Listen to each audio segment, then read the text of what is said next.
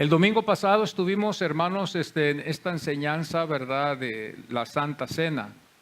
Este catecismo, ¿verdad?, que estuvimos viendo de nuestros hermanos los protestantes, que fue en Alemania. Vimos este catecismo, ¿verdad?, de Wittenberg, estos dos misioneros alemanes, ¿verdad?, que estaban en el tiempo en el protestantismo, ¿verdad?, en este tiempo donde ellos estaban apenas naciendo otra vez la iglesia. Había salido, ¿verdad?, esta iglesia tradicional, estaban entrando en la palabra del Señor, y querían saber qué era el significado de la Santa Cena. Estuvimos la semana pasada viendo esto, ¿verdad?, y lo estudiamos muy bien, fuimos a las citas, estuvimos viendo que esto también es parte también del cristianismo, el catecismo también, que es una repetición, es una repetición, es un eco de estas enseñanzas que siguen yendo. Esto no piense usted que es católico, esto es algo que también es cristiano, que los adoptaron también los hermanos protestantes. Pero hoy en estos tiempos ya nos hemos alejado. Vemos nosotros que los hermanos protestantes, esto es lo que hacían ellos, instruían a su pueblo, porque esta costumbre la heredamos de los judíos. Entonces nosotros también como cristianos seguimos eso también. Y en esta mañana pues vamos a regresar para atrás al Evangelio de Juan, este precioso Evangelio que estamos estudiando, y hoy en esta mañana vamos a ver algunas características. Vamos a tratar de ver cuatro puntos muy especiales que están aquí en la palabra del Señor, del buen pastor. 4 puntos. Juan el apóstol declaró a Jesús en su prólogo: y el verbo era Dios. Como también en el versículo 18, si usted va al capítulo 1, al versículo 18, y el unigénito Hijo. El testimonio de Juan el Bautista también fue en el versículo 34 del capítulo 1, este es el Hijo de Dios. Aunque el judaísmo, que ya sabemos nosotros que está en contra de esto, no lo acepta así, se declaró a Jesús el Cristo, junto con las escrituras, el testimonio y las obras. Las escrituras, el testimonio y las obras que hizo en la tierra con su pueblo, de su pueblo.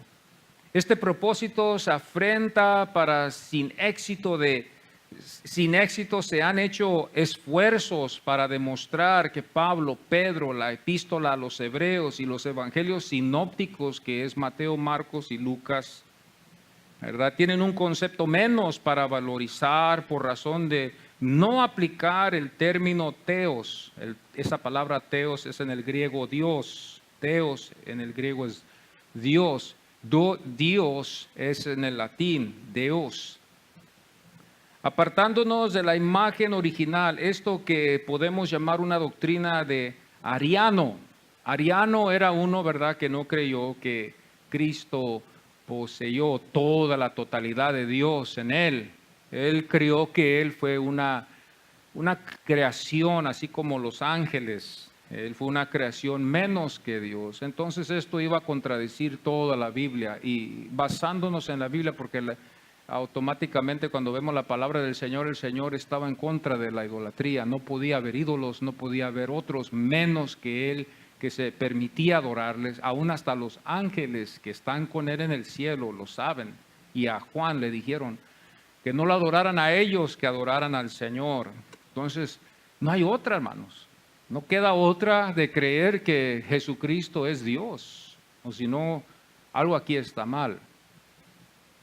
Ariano, ¿verdad? Él en el año 325, ¿verdad?, que estuvimos hablando de esto también, nuestro hermano estuvo hablando también esto el viernes, también un poquito concerniendo este concilio de Nicea, en el 325, cuando este hombre, ¿verdad?, se levantó, era uno contra todos los patriarcas de la iglesia, todos los obispos que vinieron de todos diferentes lugares. Es una preciosa historia cuando uno se da cuenta de esta historia, cuando estos hombres se reunieron en el 325, para reunir todas las doctrinas, ¿verdad?, y llegar a un acuerdo, y todas así tener la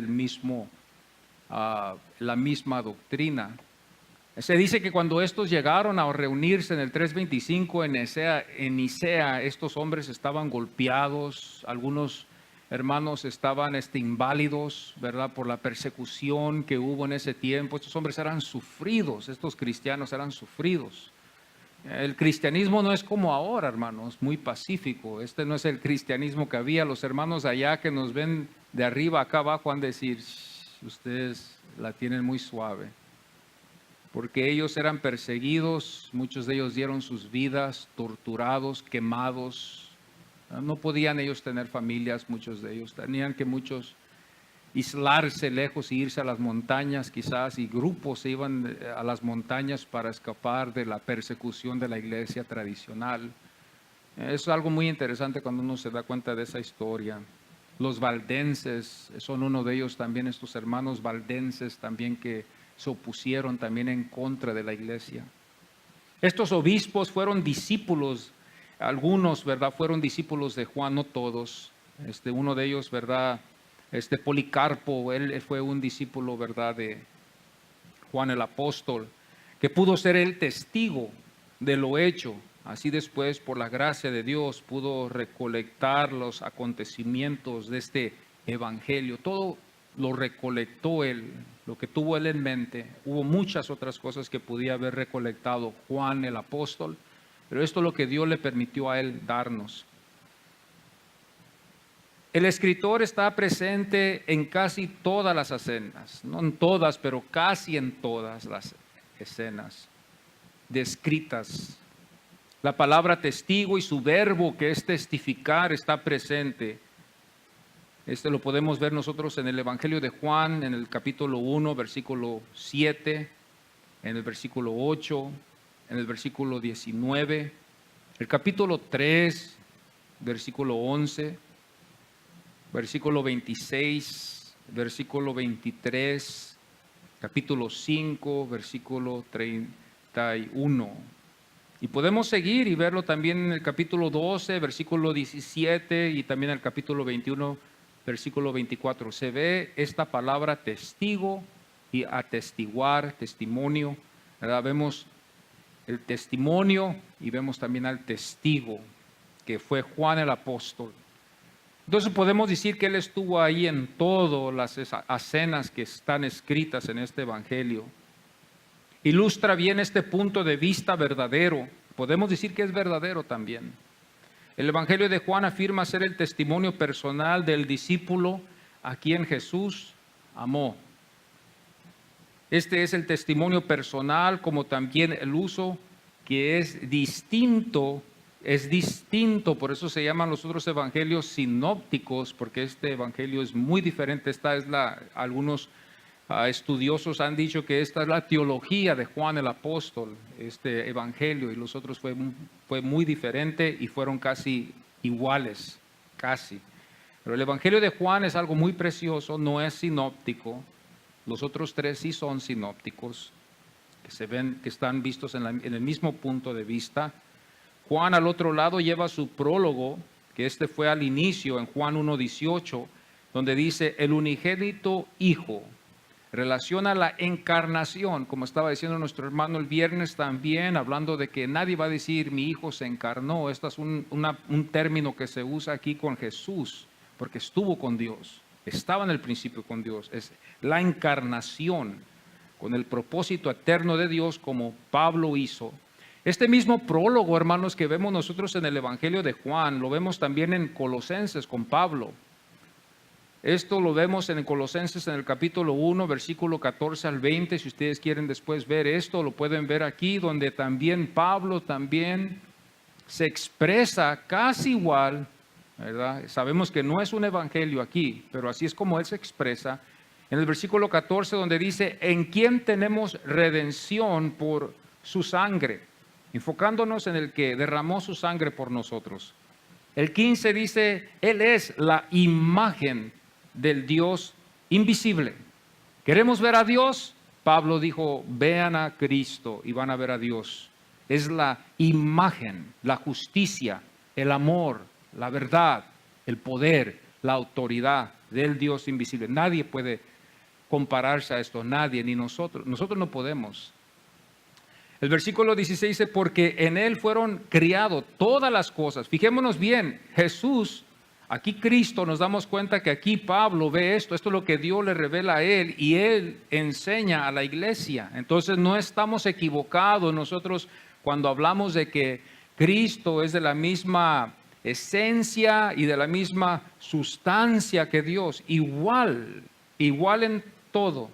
Aquí el versículo 16 dice, porque en Él fueron creadas todas las cosas, todo fue creado por medio de Él y para Él.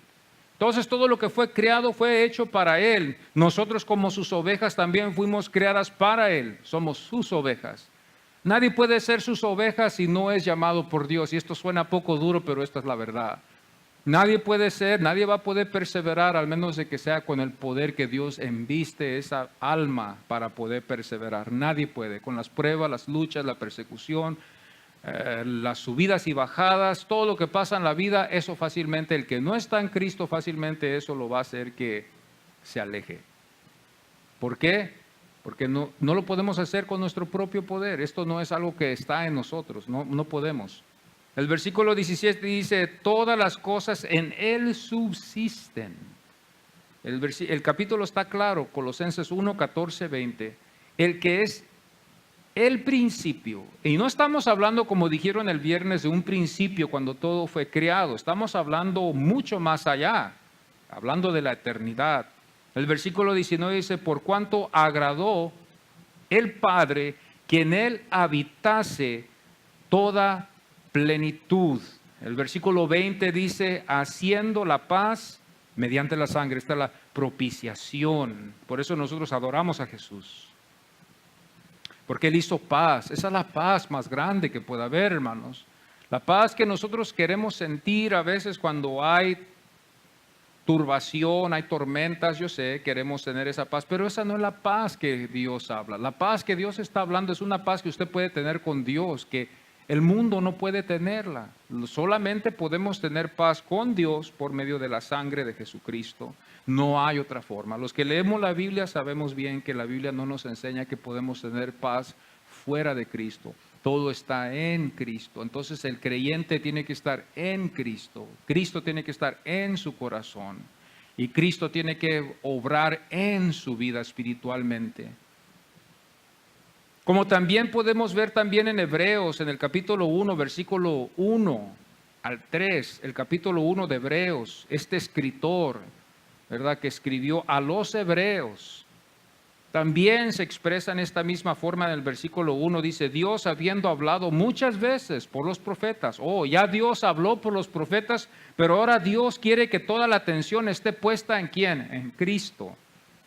Ya habló en el pasado por el profeta Moisés, habló por ese profeta que Dios usó, Moisés, para darles la ley. Ahora Dios habló después por otros profetas después de Moisés, pero ahora el Señor quiere que el creyente ponga su enfoque totalmente en el Señor. El versículo 2 dice, en estos postreros días nos ha hablado por el Hijo. Ahora no hay que buscar profetas.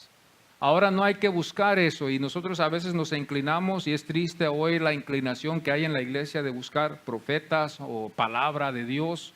Cuando la Biblia nos enseña claro, hermanos, que nosotros no debemos de despreciar este gran talento que Dios nos ha dado. Y yo siento que a veces lo despreciamos al Señor cuando nosotros empezamos a buscar palabra de hombre en vez de palabra de Dios. El Señor nos llama a enfocarnos en Cristo. Yo quiero tener mi mirada en el Señor. Pablo, ese es un maestro, un buen maestro, el que lleva a los discípulos, a los alumnos, no a poner la atención en él, ni poner la atención en el hombre que está al lado de él, sino poner la atención en Cristo. Mi trabajo como siervo es de que llamarlos a ustedes que estamos aquí hoy, a que pongan su mirada en el Señor. Pongan su mirada en el Señor y obedézcanle. ¿A quien constituyó heredero de todos? El versículo 3 dice, el cual siendo el resplandor de su gloria, a nadie más, él no compartió su gloria con ángeles, él no compartió su gloria con profetas. Él solamente compartió su gloria con su Hijo, que era igual que él, de la misma esencia. Él tuvo que venir como hombre para que nosotros viéramos y creyéramos. Así tan grande fue el amor de Dios, de venir, hacerse hombre con el propósito de morir por usted y por mí, siendo enemigos por el pecado. Emplea el lenguaje de los intelectuales también Juan, de la época, como estas palabras que vamos a ver, ¿verdad? A veces en el Evangelio de Juan, estas son palabras, ¿verdad? De los intelectuales de aquel entonces, de los griegos, de estos filósofos, ¿verdad? Que nosotros también vemos, ¿verdad? Que ellos fueron también comunes en ese tiempo. La palabra, el verbo, logos en el griego, ¿verdad? Que vemos estas palabras, ¿verdad? Logos, palabra y verbo. Estas tres palabras, esa palabra logos, ¿verdad? Ellos entendían, los filósofos entendían muy bien en la mitología de ellos. Y aquí Juan usa esa mitología para hacerlos a ellos ver que este era el Cristo que había descendido de Dios. Para interpretar a Cristo como el encarnado Hijo de Dios, así también hoy veremos al Logos, el verbo Jesucristo, ser el buen pastor. Aquí es donde vemos que ese verbo que está en el capítulo 1 de Juan va a ser también el buen pastor. ¿Qué nos quiere decir el Señor aquí? El Señor nos quiere decir que Él es el Señor. El Señor nos quiere enseñar a nosotros de que Él es el que estábamos esperando. Él es el mismo de ayer, de hoy, por todos los siglos, y no estoy hablando de otra cosa más de su poder salvador. Eso es lo que estoy hablando, de su poder salvador. Él es el mismo de ayer, de hoy, por todos los siglos. ¿Qué significa eso? Estoy diciendo que Él es el buen pastor hoy también, como lo fue allá también. Cuando Él usa la palabra de cierto, tengamos cuidado porque es algo muy verdadero, muy cierto, no hay mentira en ello. Cuando el Señor dijo de cierto os digo que antes de mí hubo ladrones y salteadores, era una verdad de que lo hubo.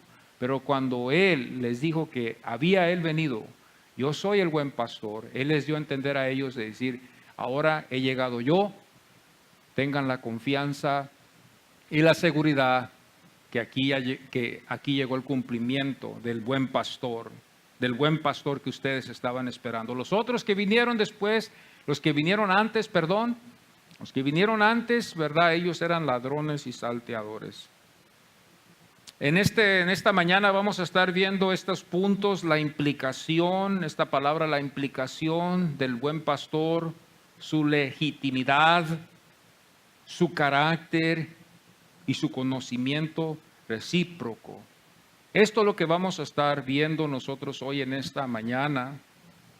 El buen pastor entre todos los que antes fueron falsos y corrompidos, y yo digo lo que dice la Biblia, los llamó Jesús ladrones y salteadores. Y vamos así a ponernos en pie y así vamos a seguir adelante y vamos a abrir nuestras Biblias, hermanos. Yo creo que algunos de ustedes ya tienen sus Biblias abiertas. Vamos a ir a Isaías 40:11.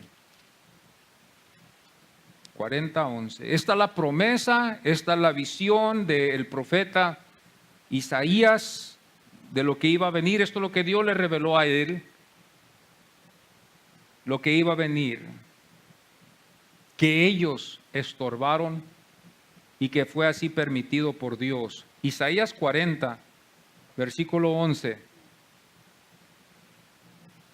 Y dice, y lee la palabra del Señor en Isaías 40, versículo 11, y luego después vamos a ir a Juan 10, 11 al 18. No nos preocupemos del tiempo, tenemos todavía tiempo, bendito sea Dios. Isaías 40, versículo 11. Como pastor apacentará su rebaño, en su brazo llevará los corderos y en su seno los llevará.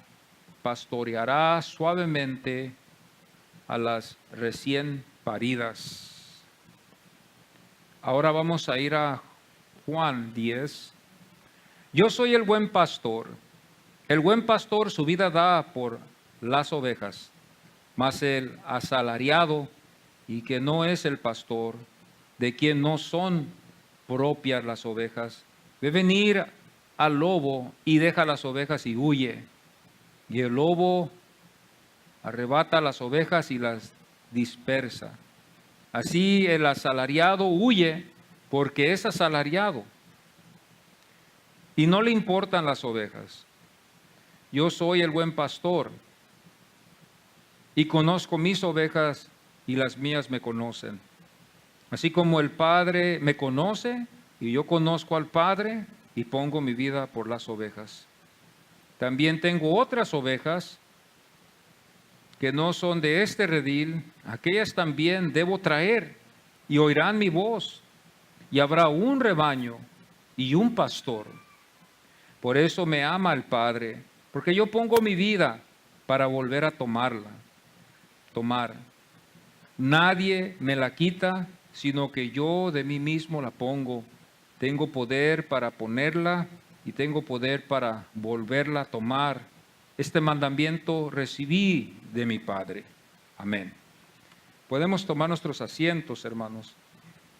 Entonces vamos a ver hoy la implicación. Ese es el primer punto que vemos, su implicación. Para ver que Él participó también y nosotros también vamos a estar participando como Él. Esto no es extraño de que nosotros participemos de los mismos sufrimientos y sentir lo que el Señor siente. Sí, Señor, vamos a sufrir, vamos a pasar situaciones difíciles. Esta es la iglesia. Esto no va en cambios. Yo no creo que esto cambia conforme la cultura. Ese fue el tiempo, ahora ya es diferente. La persecución todavía sigue, lamentablemente no la hemos visto nosotros, pero hay muchos que la ven en diferentes lugares, en diferentes naciones. Esta es la implicación que vamos a ver nosotros cuando lo vemos en el versículo 2. En el versículo 2 dice, entra por la puerta. Entra por la puerta. Estamos hablando de que el pastor, el buen pastor, no estamos hablando de un pastor de una congregación, estamos hablando del pastor de pastores, el buen pastor. Él entra por la puerta. Él entra por la puerta, Él va a entrar y nosotros también vamos a verlo entrar y vamos a salir, así como Él también salió, y vamos a entrar también por esa puerta, porque Él va a decir después, yo soy la puerta. Y el que no entra por esta puerta no es del redil. Y por eso yo digo, vamos a salir de lo que estábamos, algunos en el mundo, algunos en la idolatría, algunos en la iglesia tradicional, algunos en otras cosas, pero salimos de ahí, oímos la voz del buen pastor, salimos a la luz, a la admirable luz. Sus ovejas que son de Él no se pierden. Aquí es donde podemos nosotros hallar la respuesta de los miles y miles que se pueden perder a veces en algunos casos. Los que son de Él no se van a perder. Los que son de Él no se van a perder, pero los que no son, hay una posibilidad. El Señor no garantiza lo que no es llamado por Él y escucha. El Señor solamente garantiza vida para los que escuchan su voz, para los que Él dirige, para los que Él sigue, para los que están en Él. Es todo lo que el Señor garantiza. Y lo garantiza para decir después, les doy vida y vida en abundancia. Esta es más bien una implicación, una participación activa de parte del buen pastor. Esto lo podemos hallar en Hechos 20, versículo 28. La cual Él ganó por su propia sangre. Fijémonos bien que Él entró en esa puerta muchos han creído, ¿verdad? Los comentaristas decir que Él entró por esa puerta, Él entró por ese sufrimiento, Él entró en la voluntad del Padre, Él conocía la voluntad del Padre, Él fue predestinado por el Padre a morir en la cruz del Calvario. Y así salió también de esa puerta, porque también nos enseña que no tan solo iba a dar su vida, sino que la iba a tomar otra vez para atrás. La iba a tomar otra vez para atrás. Y ahora nosotros, muchos de los antepasados también entraron por esa puerta que es Jesucristo, y también salieron por esa puerta y también pasaron por las situaciones difíciles, también sufrimientos, dolores, muerte, hermanos que dieron sus vidas para que nosotros pudiéramos hoy tener esta preciosa Biblia. Él entró a este mundo él entró a este mundo de la eternidad como hombre, porque Él estaba con Dios. Esto era lo que se creía, no puede haber otra cosa. Él estaba con Dios, Él era el verbo, Él era la palabra, Él era la sabiduría de Dios. Él estaba en Dios, con Dios. Eso es lo que tenemos que ver. Él entró a este mundo de la eternidad. Él entró por la puerta. Esa puerta se ha creído que es el sufrimiento, el dolor, el plan que el Padre tuvo por Él. Él entró como siervo, O sea, Él se humilló, siendo Dios, Él vino y se hizo siervo. Ya los que somos lectores de la palabra de Dios, sabemos que esto suena, ¿verdad? Tiene sentido, porque parece que es en Filipenses donde nos enseña que el Señor se humilló y se hizo siervo. Él se hizo siervo, se humilló siendo Dios, hermanos. Él se hizo siervo. Bueno, nosotros todos somos siervos, todos somos llamados a servir, hermanos, ¿verdad? Yo digo, cuando yo tengo una actitud de decir que yo no soy siervo, la actitud es la que Dios está viendo, y el corazón donde sale esa actitud, ese es pecado. Entonces yo, cuando me atrapa la palabra de Dios y en amor y ternura me lleva al servicio, ¿verdad? Porque yo no soy mejor que mi maestro. Yo no soy mejor que mi maestro. Él entró para darse a conocer también. Él vino a los suyos y los suyos no le recibieron.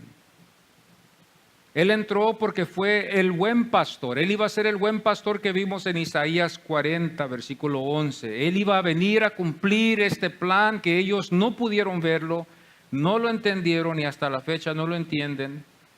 Y que nosotros hemos visto por medio de las explicaciones, por medio de estas epístolas que Pablo nos ha dejado, que Pedro nos ha dejado, que Juan nos ha dejado, estos testigos que fueron hasta la muerte, nos dejaron estas enseñanzas para que nosotros pudiéramos entender también que Él fue el buen pastor. Si no, no hubiéramos entendido también nosotros, hubiéramos sido iguales que ellos. Él entró para darnos vida también. Él vino a este mundo para darnos vida a las ovejas. Él entró y nosotros entramos también. Entramos por esa puerta y salimos por esa puerta. Entramos en la misma persecución que el Señor entra. Nosotros también pasamos por sufrimiento como el Señor pasa o pasó. Todos pasamos por sufrimiento. Vayamos a evangelizar, a hablar a las almas de Cristo y vamos a experimentar lo que Él experimentó, el desprecio, el rechazo. Muchas de las veces, va a haber indiferencia entre nuestras familias, ya va a haber una diferencia, ya no nos van a hablar igual, ya no van a vernos igual, nos van a ver diferente, porque es Cristo al que están viendo. El mundo no puede aceptar a Cristo a menos de que sea Dios el que les da ese lugar para que lo puedan aceptar. Entraremos, hermanos, ¿por qué? La pregunta, porque quizás a veces podemos decirnos, pero ¿cómo, hermano? Ya Él pagó el precio por mí, y yo he oído que ya Él pagó el precio por mí, Él se hizo pobre para que yo me haga rico, ¿verdad? Él sufrió para que yo no sufriera, Él llevó mis enfermedades para que yo no fuera enfermo. Entonces usted tiene que explicar todos los casos de todos los que han pasado por pobreza, a todos los que han sido enfermos. Eso es lo que deberíamos de refutar a estos que dicen supuestamente que no debemos de ser pobres. Entonces usted explique a los que son. Entonces usted explica a los que están todavía enfermos. Entonces usted explique a todos los que todavía no tienen de comer y que tienen a Cristo Jesús en su corazón. Explique eso bien. No tiene sentido. Prediquemos este evangelio mejor de la prosperidad allá en otros lugares donde están más desafortunados, y vamos a ver que vamos a quedar, las iglesias van a estar solas, vacías, porque ese evangelio no tiene poder. Ese evangelio nomás tiene efecto entre los ricos. Ese efecto nomás lo tiene entre los prósperos.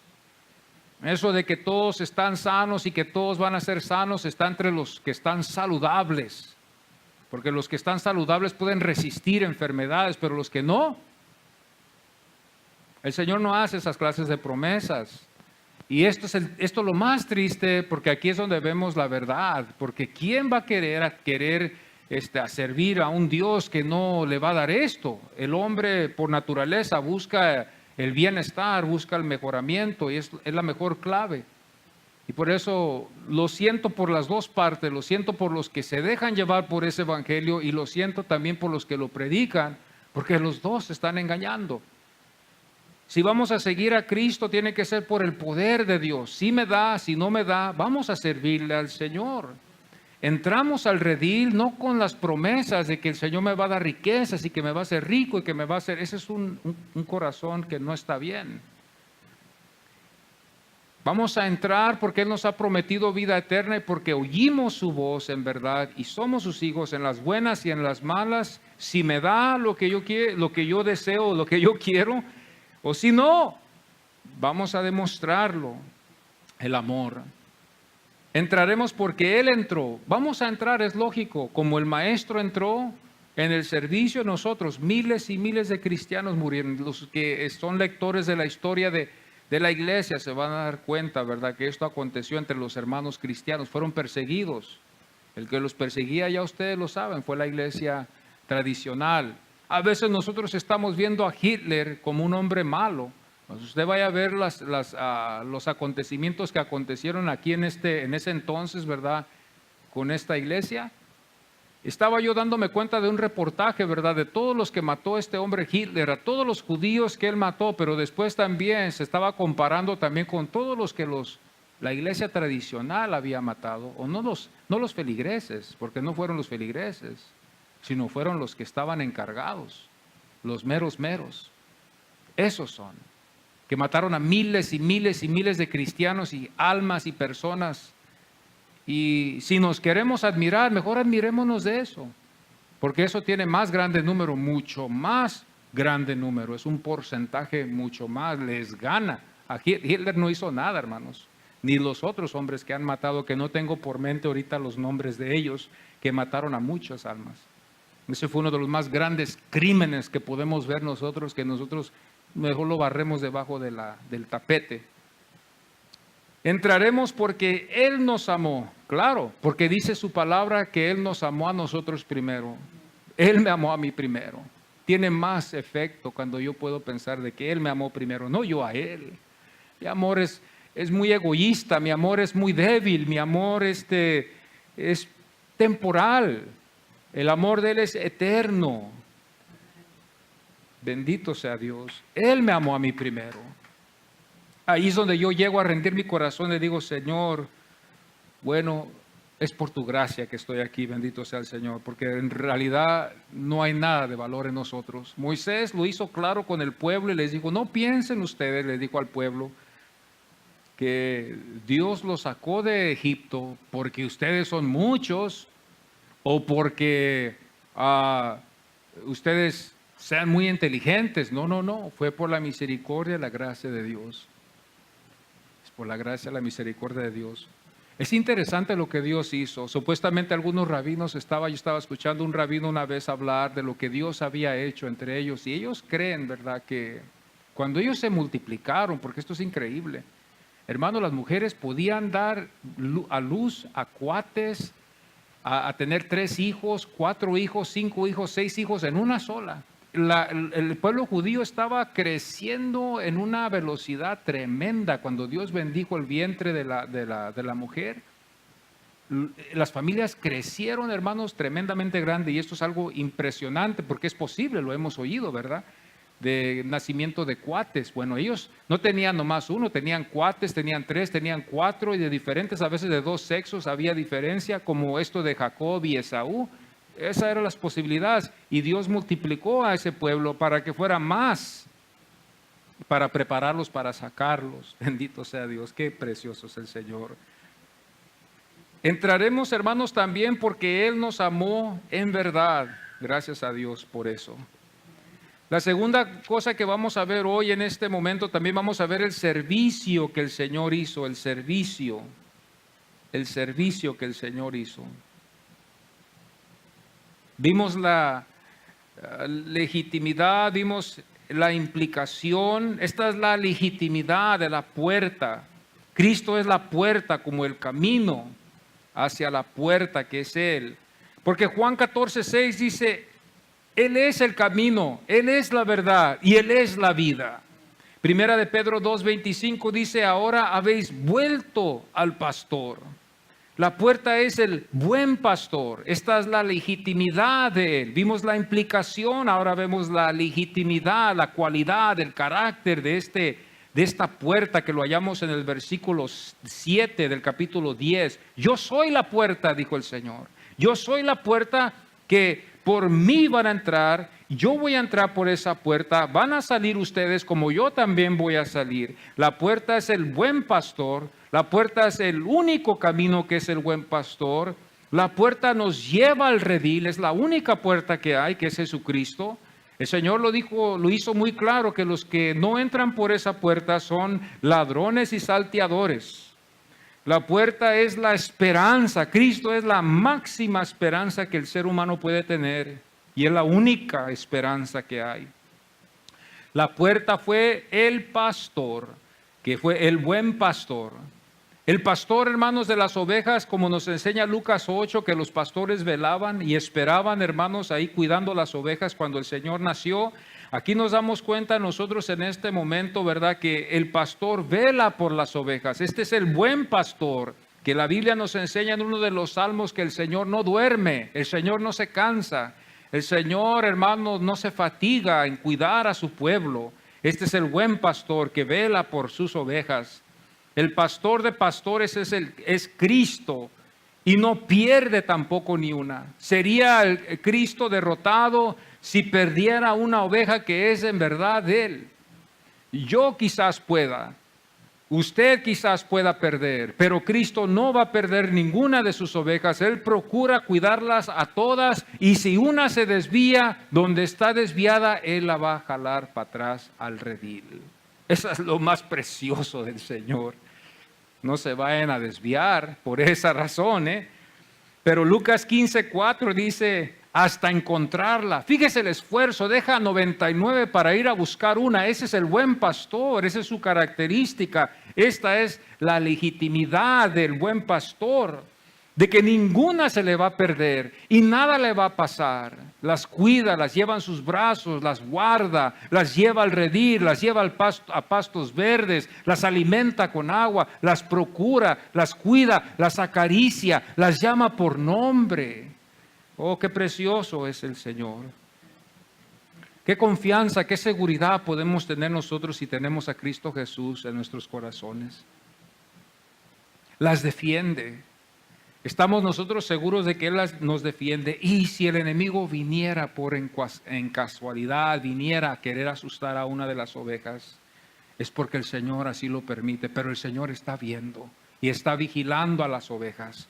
Hay casos donde a veces el enemigo se destaca en nuestras vidas, pero no es porque el pastor, el buen pastor, está dormido, sino es porque el buen pastor sabe lo que Él está haciendo y va a tomar control Él también. Ese es su plan. El más grande plan que podemos ver que esto aconteció fue con Job. En caso de que haya alguien que duda y que no pueda creer eso, vayamos a Job cuando tenga usted la oportunidad. Lea el capítulo 1, 2 y 3 y vea de que el testimonio de ese hombre fue uno de los mejores en ese tiempo, pero aún Dios permitió algo que aconteciera en su vida.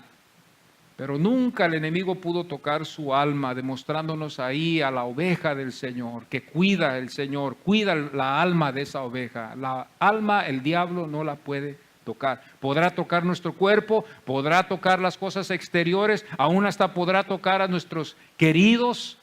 Podrá hacer él eso, si Dios se lo permite, pero siempre y cuando Dios se lo permite. Pero si Dios no se lo permite, la Biblia dice que Dios nunca nos da más de lo que nosotros no podamos sobrellevar. Entonces, si nos llevamos una carga, podemos llevarla en el nombre del Señor, porque dice la palabra de Dios, todo lo puedo en Cristo que me fortalece. Amén. Amén, gloria a Dios. El buen pastor las defiende. Jeremías 43:12, cuando ustedes tengan la oportunidad pueden ir a ver esto. Esta es la legitimidad donde dice en el versículo 7 del capítulo 10 de Juan, yo soy la puerta. Yo soy la puerta. Estas son las cualidades, este es el carácter del buen pastor. Yo no tengo esa cualidad. No vayan a verme a mí, vayan a pensar, oh, esto tenemos que hallarlo en el pastor. Esto no lo va a hallar en ningún pastor. Vamos a hallar errores, vamos a hallar defectos, vamos a hallar imperfecciones en los pastores.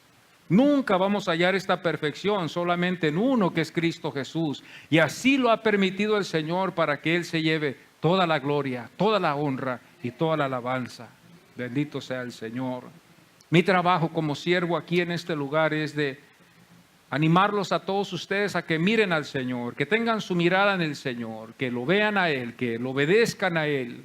Mi trabajo es, hermanos, solamente el callado que yo tengo solamente es su palabra. No vaya a pensar usted que es una vara que tengo allá afuera o aquí debajo, aquí en algún lugar de aquí de la iglesia. Yo no tengo ninguna clase de callado así, pero el único callado que el Señor me ha permitido usar es la palabra del Señor, es todo.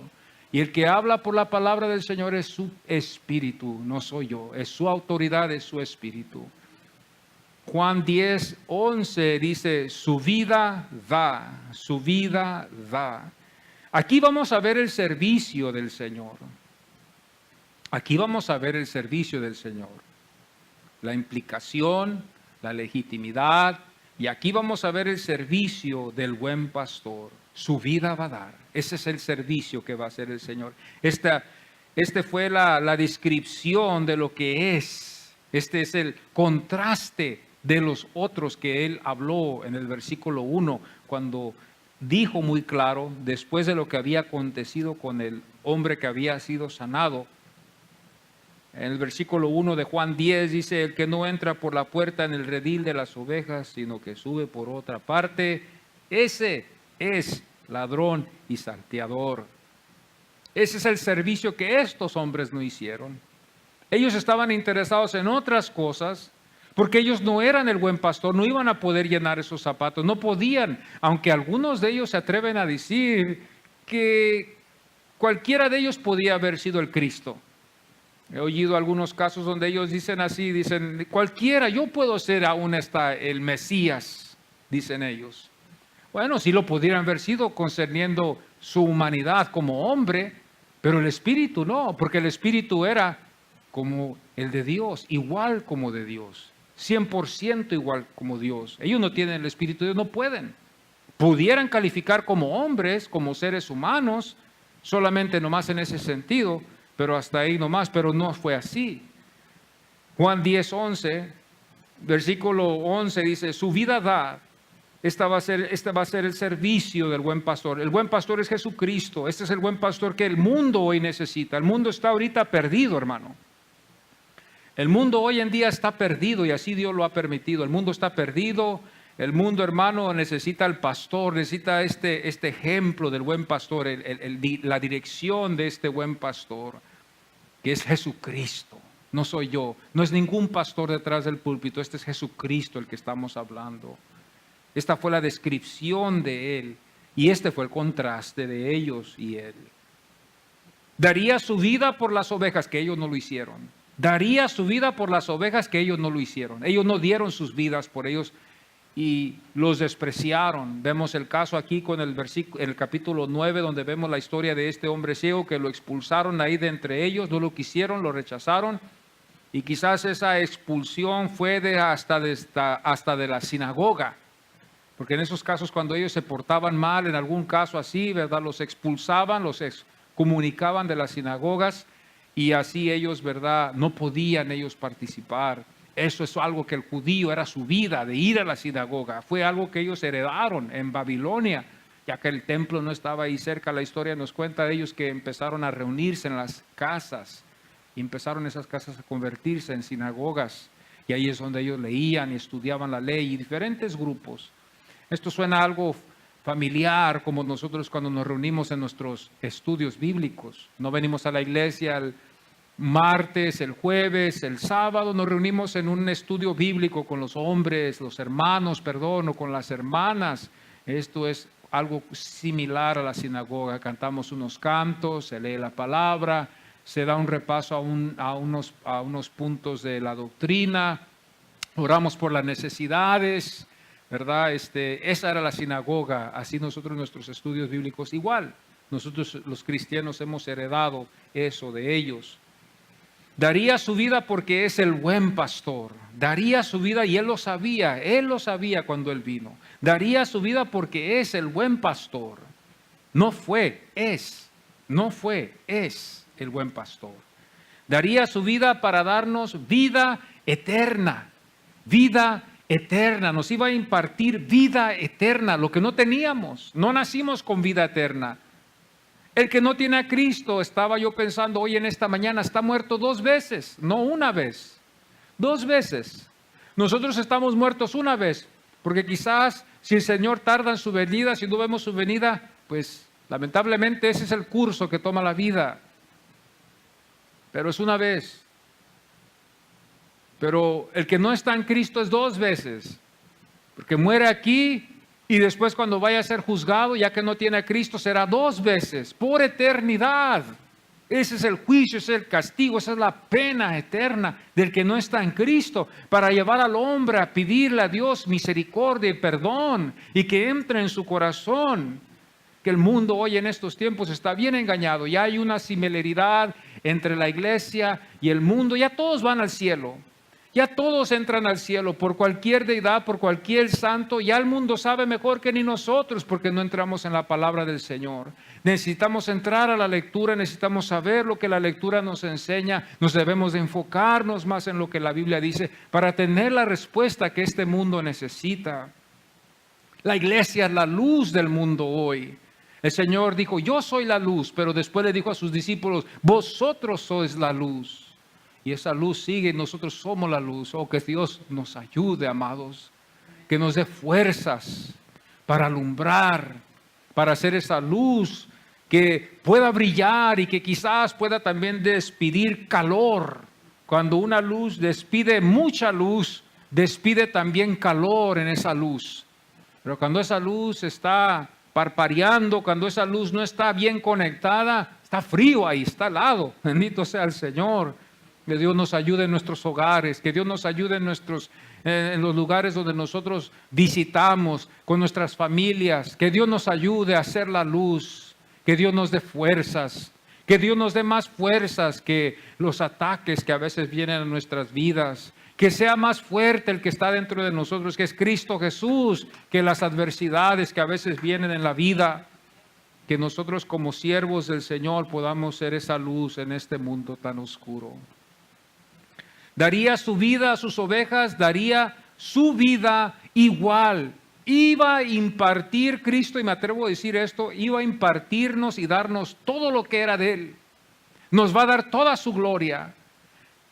Pablo nos dice en Romanos, otra vez, hablando con los lectores de la Biblia, que ustedes lo saben, vamos a heredar.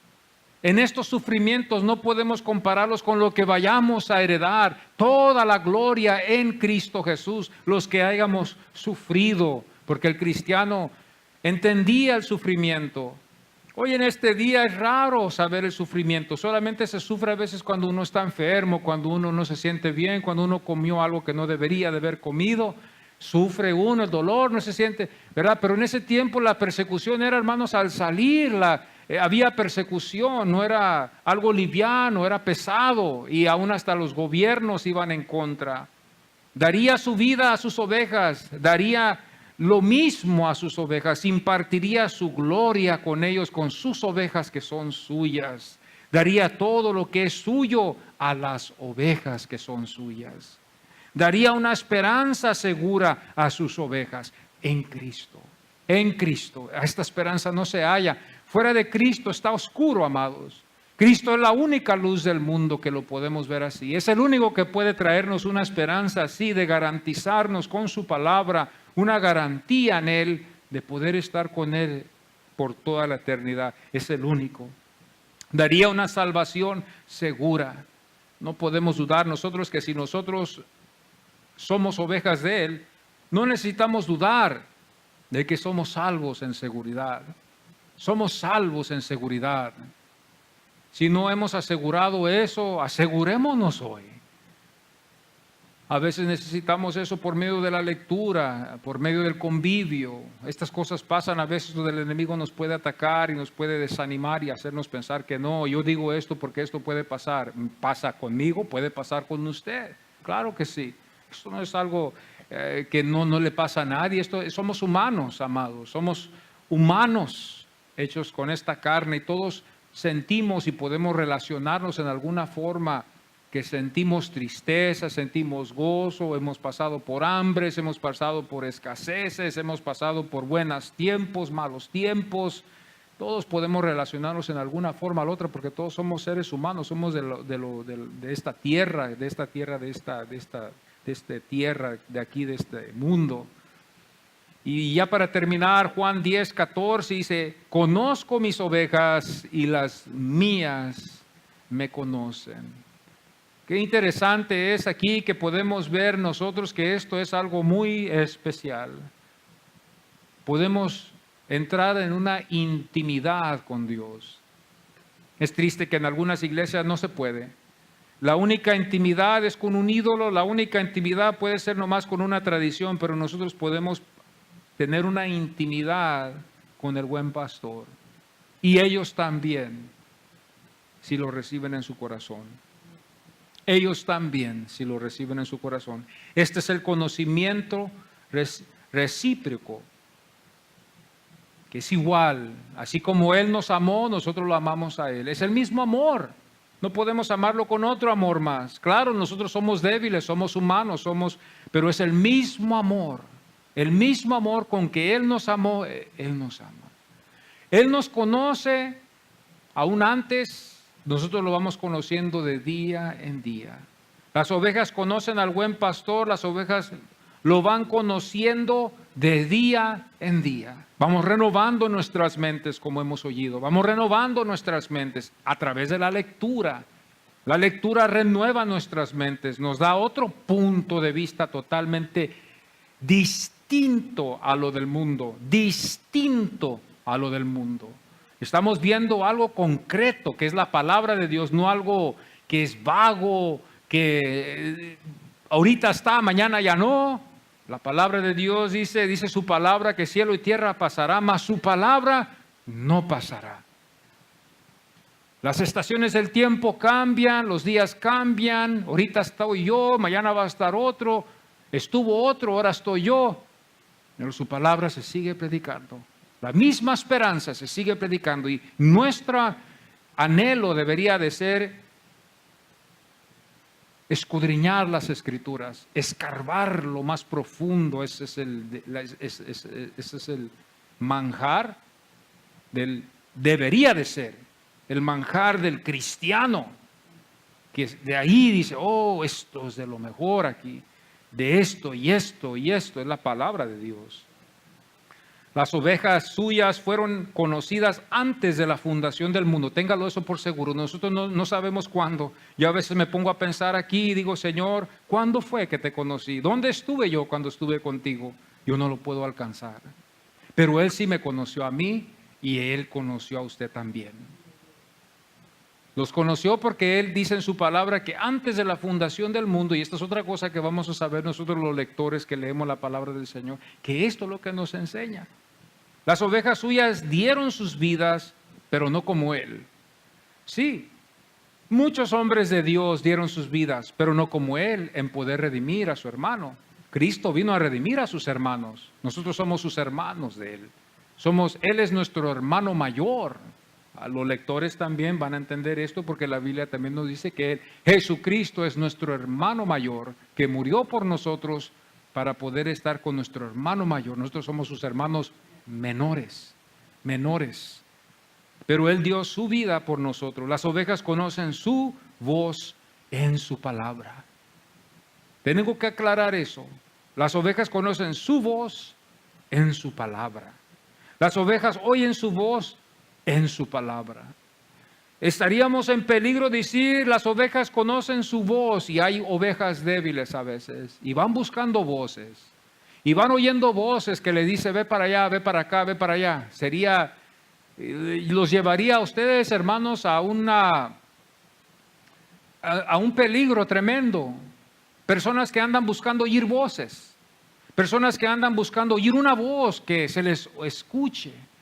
Hemos sido enseñados así, pero el verdadero significado no es ese. El verdadero significado es la voz que está en su palabra. La que nos moldea, la que nos quebranta, la que nos enseña, la que nos dirige. Salmo 119, parece que es el versículo 126. Lámpara es a mis pies tu palabra y lumbrera mi camino. Lámpara es a mis pies tu palabra. Las ovejas conocen su voz en su palabra. Las ovejas oyen su voz en su palabra y no oyen otra voz. Aunque hay muchas voces en el mundo y el enemigo tiene una voz preciosa como de ángel. Oh sí, hermanos, si no, no nos hubiera tentado a nuestro Padre. El diablo tiene una voz preciosa. Es como es un ángel de luz. Pero es un ángel de luz que es el adversario. Hermanos, antes se nos hacía la pregunta, ¿pudiera usted distinguir entre dos luces? Porque el diablo también cree Ese es otro peligro que nosotros tenemos. El diablo también cree que hay Dios. ¿Qué diferencia? Él cree. Hace ver en mal a los ateos que no creen en Dios, que dicen no hay Dios. El diablo cree que hay Dios. El diablo se ha de reír de ti y decir, ¿cómo que tú no vas a creer que hay un Dios? El diablo mismo, los demonios creen que hay un Dios. Tiemblan. Tiemblan, son derrotados por Dios, mas no hacen la voluntad de Dios. Cuando yo escucho eso, hermanos, eso me da un escalofrío, porque todos podemos caer en eso. El diablo conoce a Dios, los demonios conocen a Dios, tiemblan en su presencia, saben que Dios existe, pero no hacen la voluntad de Dios. Eso me hace temblar a mí, hermanos, me hace temblar, me da escalofrío cuando veo yo eso, porque puede pasar en eso. Yo como ser humano me puedo justificar y decir, yo creo en Dios, yo soy pastor, yo leo la lectura, yo leo la Biblia, pero no obedezco nada. Todo lo desobedezco. Entonces cuando voy a Santiago, un día que vayamos ahí, yo no creo, no sé si usted vaya a ir mañana, pero no se vaya a asustar cuando vaya a ver eso, que el diablo también, los demonios tiemblan, se asustan, saben que hay un Dios, hacen que se vean mal los ateos, que dicen que no hay Dios supuestamente, que sacan tantas teorías que estaba escuchando a unos decir que hasta de otro planeta nos trajeron de otro planeta para hacer este planeta aquí. Qué locura ahora están sacando en esto de la evolución. Dije, yo no tengo tiempo para ver esto, pero estaría muy interesante de escuchar estas tonterías que estos hombres supuestamente son tan inteligentes que se han convertido en necios, ¿verdad? Ahora ya no es la evolución, ya no somos del mono, ahora somos traídos de otro planeta, venimos de otro planeta y hay evidencias que podemos ver. Por eso hay ciertos planetas que se dice que existía gente ahí. Estas son cosas del diablo, pero él sabe que hay Dios. Oh, que el Señor nos ayude, amados. El diablo sabe, Satanás lo sabe, los demonios lo saben, lo mismo, el adversario.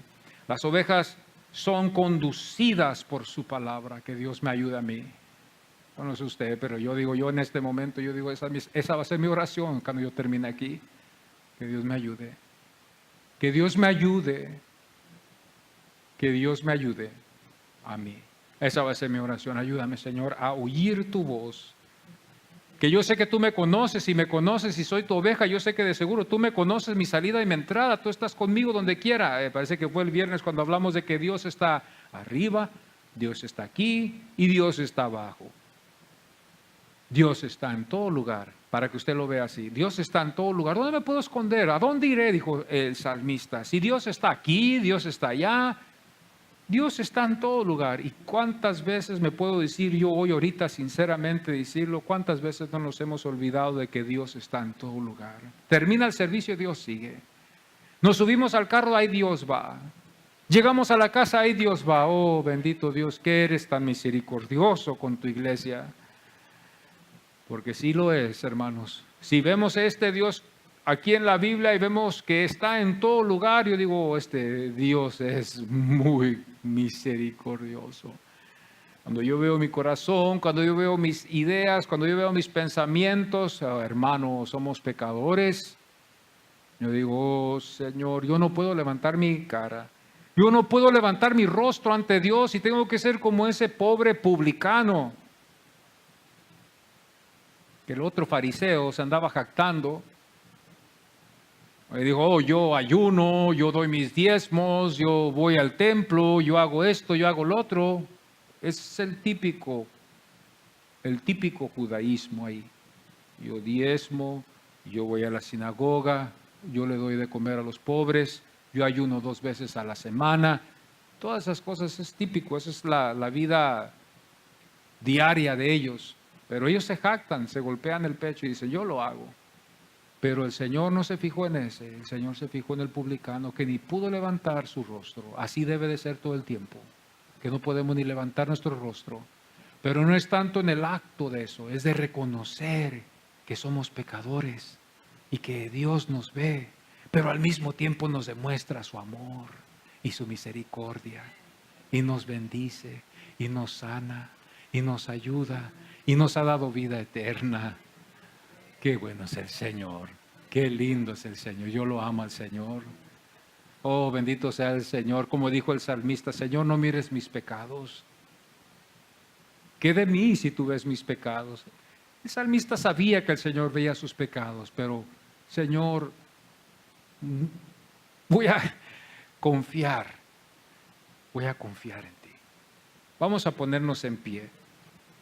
Antes de perder este momento aquí, no me queda a mí otra cosa que decirle al Señor: gracias, Señor, que tú nos amas. Gracias, Señor. Guárdanos, ayúdanos, Señor.